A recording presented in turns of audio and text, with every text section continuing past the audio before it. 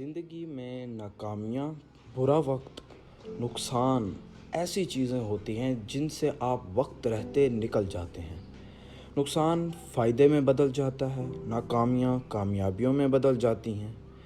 इंसान वो नाकामियाँ भूल भी जाता है, लेकिन जो नहीं भूलता वो लोगों का किया हुआ जुल्म नहीं भूलता तो बुरे हालात नहीं भूलते, लोगों की हुई ज़्यादतियाँ आपको नहीं भूलती और ना वक्त आपको भूलने देता है।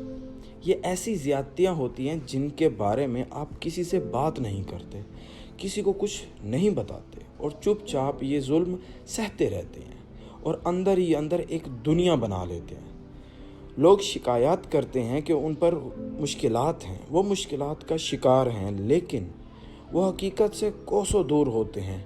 वही लोग असल शिकारी होते हैं जो जुल्म करते हैं। उसकी एक मिसाल एक ऐसा लड़का है, जब वो पैदा हुआ तो एक 15 साल की लड़की क्या माँ बनेगी जिसके बच्चे का बाप ही भाग गया हो, जिसने कभी लौट कर उसे न देखा हो। क्या संभालेगी एक बच्चे को? बड़ा होना उस बच्चे के लिए अजाब ही बन गया जब एक 9 साल के बच्चे को इतना मारा जाता है कि वो हफ्ते भर के लिए कोमा में चला जाए, बेशक वो मारा जाना स्कूल के बच्चों की तरफ से ही क्यों ना हो। उस बच्चे के होंठों को अलग कर दिया जाता है और फिर इतना मारा जाता है कि एक बच्चा कोमा में चला जाता है। ये सब एक बदमाश लड़की के हाथों होता है, जिसने पता नहीं कितने और बच्चों के साथ ऐसा किया हो। शायद किसी का दिल इतनी चीज़ों से नहीं भरता कि उस लड़के को फिर कुछ महीने बाद नाक तोड़ दिया, ऐसी चीज़ के साथ जिसे स्नो बॉल में लपेट कर उसके मुंह पर मारा कि उसका नाक टूट गया।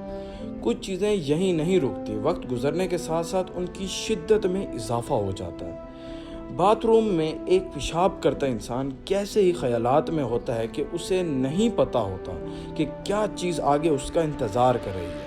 वो बदमाश लड़की फिर से आती है और इतना मारा जाता है कि उसका सर फट जाए और उसका मुंह ज़ख्मी हो जाए, उसकी कमर खून से भर जाती है। फिर उसे मरने के लिए ज़मीन पर छोड़ दिया जाता है और वो लड़का गहरे ज़ख्मों की वजह से दोबारा कोमा में चला जाता है और ऐसे हालात के डॉक्टरों को जवाब देना पड़ता है कि अब ये कोमा से बाहर नहीं आ सकता। लेकिन कुछ लोग इतनी आसानी से हार नहीं मानते और कोमा से भी बाहर आ जाते हैं। वो लड़का मौत के मुंह से तो बाहर निकला है, लेकिन ऐसी दुनिया में जो जुल्म सितम से भरी है, दुनिया से क्या लड़ना, उसने पहले वो खुद से तो लड़ता। कोमा से निकलना तो शायद उसके लिए आसान था, लेकिन वो सब भूलना जो उस पर गुजरी, उनके डरावने ख्वाब आना, सर दर्द का फटना आसान नहीं होता। वक्त रह रहकर चीज़ें और भी डराती हैं जो कई सालों तक पीछा नहीं छोड़ती। वो लड़का 9th क्लास में ही 3 दफ़ा फेल हो जाता है और उसे 17 साल की उम्र में कॉलेज से निकाल दिया जाता है। जिसका कोई दोस्त ना हो, फिर एक ऐसा शख्स जो कि उसका अंकल है दोस्त बनता है, लेकिन वो भी खुदकुशी कर लेता है और उसे अकेला छोड़ जाता है। तो उसकी ज़िंदगी बदली कैसे? उसे कैसे इस दुनिया का रैप गॉड यानी कि रैपिंग का खुदा समझा जाने लगा? जब किसी इंसान पर बार बार जुल्म हो, बुरा वक्त उसका पीछा ना छोड़े, तो वो अपना गुस्सा कहीं ना कहीं निकालने की कोशिश करता है। कुछ लोग चीज़ें तोड़ते हैं, कुछ सो जाते हैं, कुछ ऐसा खेल खेलते हैं जो उन्हें पसंद हो, जैसा कि बास्केटबॉल, और अपना गुस्सा उस पर निकालते हैं। वक्त रहते उस खेल या टैलेंट पर निकाला हुआ गुस्सा उसे और भी बेहतर बना देता है उस खेल में। और यही हुआ उस लड़के के साथ भी। उसने अपना गुस्सा रैपिंग पर उतारा, नए नए अल्फाज सीखे, उसके पास एक आम इंसान से ज़्यादा अल्फाजों का ज़ख़ीरा था। उस गुस्से ने उस रैपिंग में ऐसी जान डाल दी जो भी सुनता दंग रह जाता। लेकिन आप किसी भी मैदान में हो, चाहे वो खेल का हो या बाजार का, वहाँ पहले से मौजूद शिकारी आपको टिकने नहीं देते। रैपिंग कालों का हक समझा जाता था। कभी किसी गोरे ने ये काम नहीं किया था, लेकिन मेहनत, गुस्सा, जोश आपको बहुत आगे ले जाता है।